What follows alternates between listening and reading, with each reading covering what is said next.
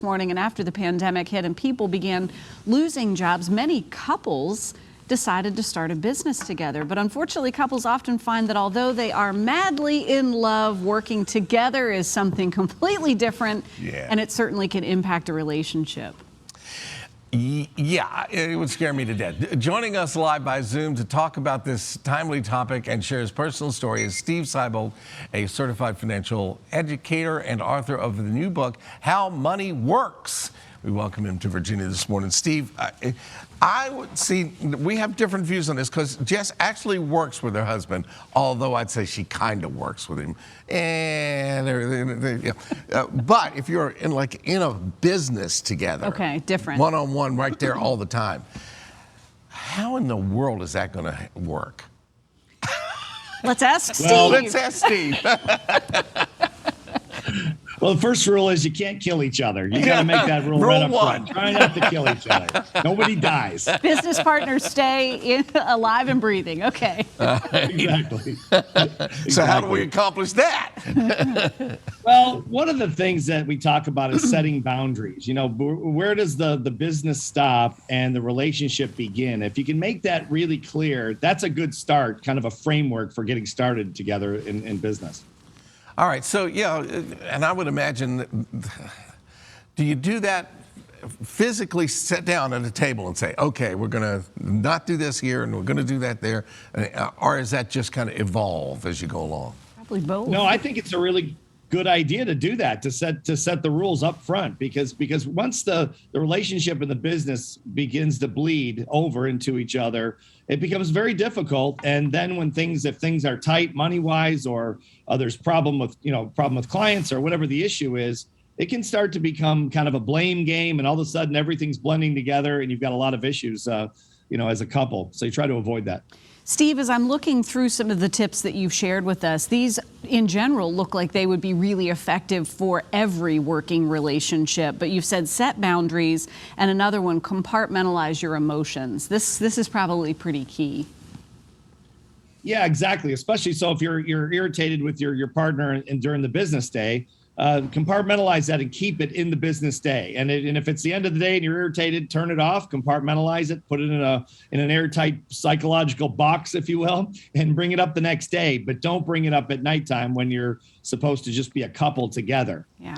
This sounds like the plot line for a situation comedy. It really does. They had a rough day at work, but at home they're fine. So fight fair is part of that, and that's actually for both work and for your relationship, right? Yeah, exactly. I mean, don't bring up, the past, just like any other, exactly like you're saying. It's just traditional relationship advice at the end of the day. But when it comes to blending the two together, in other words, blending your life together as business partners and spouses, let's say, or cohabitants, whatever, you've got to be really careful about fighting fair, to not bring up the past, not bring up business fights and put them inject them into your relationship and things like that. So you've really got to be cognizant of these things and be more formal about it if you're going to succeed. Steve, you also suggest pick your battles, and I think this goes in that same vein as fight fair. Pick your battles and know when it's important to work through these things that are high level. Yeah, let the little things go, because in business, we all screw up. We all make bad decisions sometimes, and especially if it's just you and your partner in the business, and there's just the two of you or maybe a few employees, you're going to make mistakes because you make so many decisions together in a small business that you're bound to make mistakes just by percentage. So let the little things go and know that your mistake is coming. So you might want to leave out the criticism parts. Ooh, let the little things go and know your mistake is coming. That's a good one. All right, and there is an advantage to this. So take that and run with it is the last piece of advice. Yeah, I mean, you're in business now with the person you trust with your life, the person you trust more than anyone in the world, which is about as good a strategic business advantage as you can get. Trust is always the thing with business partners, and oftentimes it's broken. But with a spouse or a partner, you just can't miss. That's why I think it's worth doing. It can be very enjoyable. It can be very successful, and your partner always has your back. Steve, for so many folks watching right now who still may be considering taking this leap with their life partner, their spouse or they're just partner in life. You are a certified financial educator, author of the book How Money Works. You and your wife have worked together for the last 30 years. So you're speaking from a serious place of expertise. What was it like for you and your wife to embark on this partnership, this career partnership? Well, we almost killed each other probably 40 or 50 times over the last 30 years. It's been very close. She's threatened to bury me in the backyard half a dozen times probably. And so if I end up being missing sometime, you'll know where I'm at. Just check my backyard here in Atlanta.